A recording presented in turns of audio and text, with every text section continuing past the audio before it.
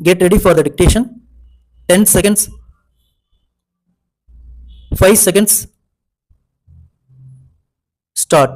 மாண்புமிகு பேரவைத் தலைவர் அவர்களே, இந்த ஆட்சி பொறுப்பேற்று 4வது ஆண்டை நிறைவு செய்து 5வது ஆண்டில் அடியெடுத்து வைக்கும் பொற்காலம் விரைவில் தொடங்க உள்ளது என்பதை முதற்கண் மற்றற்ற மகிழ்ச்சியுடன் தெரிவித்துக் கொள்கிறேன். மக்களுடைய நம்பிக்கைக்கு ஏற்ப தமிழ்நாடு இன்றைக்கு எல்லா துறைகளிலும் தலை நிமிர்ந்து நிற்கிறது என்பதை நெஞ்சை நிமிர்த்தி இந்த மாமன்றத்தில் பெருமையோடு நான் சொல்லிக்கொள்ள விரும்புகிறேன். இது சாதாரண சாதனை இல்லை, கடும் உழைப்பால் விளைந்த சாதனை. இதுவரை தமிழ்நாடு பார்க்காத சாதனை. இன்னும் சொல்ல வேண்டுமென்றால் இந்தியாவிலேயே எந்த மாநிலமும் செய்யாத சாதனை. பொருளாதார வளர்ச்சியில் முதன்மை மாநிலம் என்ற தகுதியை தமிழ்நாடு பெற்று வருகிறது. தமிழ்நாட்டின் வரலாற்றிலே இந்த அளவுக்கு வளர்ச்சி இதுவரை ஏற்பட்டதில்லை. இதனை நான் சொல்லவில்லை, ஒன்றிய அரசின் புள்ளி விவரங்கள் தெரிவிக்கின்றன என்பதை இங்கே நான் சுட்டிக்காட்ட விரும்புகிறேன். கடந்த 4 ஆண்டுகளில் கல்விக்காக அரசு செய்திருக்கின்ற திட்டங்களால் நடுநிலை பள்ளிகளில் இடைநிற்றலே இல்லை என்ற நிலையை நாம் எய்தி இருக்கிறோம்.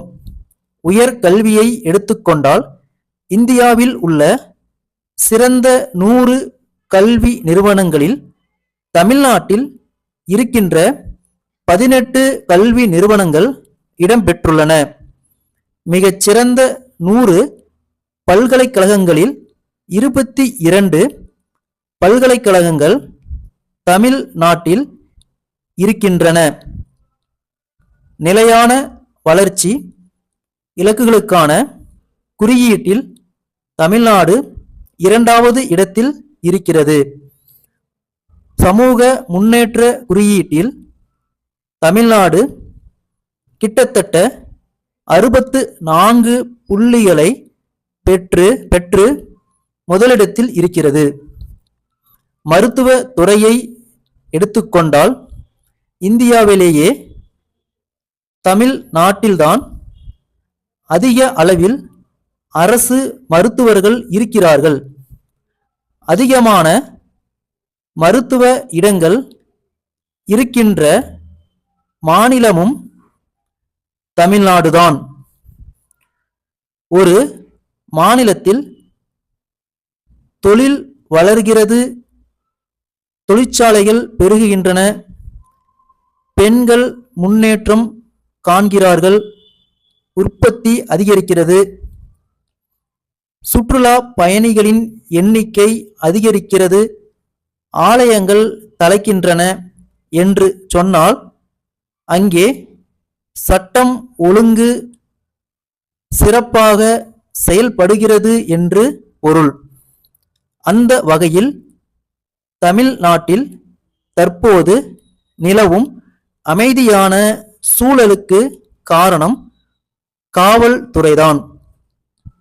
மாநில நலன்களுக்கான இந்த அரசின் பயணம் தொடரும் என்று தெரிவித்து என் உரையை நிறைவு செய்கிறேன். மதுரையில் உள்ள பத்மநாபன் நிறுவனத்தின் மேலாளர் சென்னையில் உள்ள நாராயணன் நிறுவனத்தின் மேலாளருக்கு எழுதிய கடிதம்.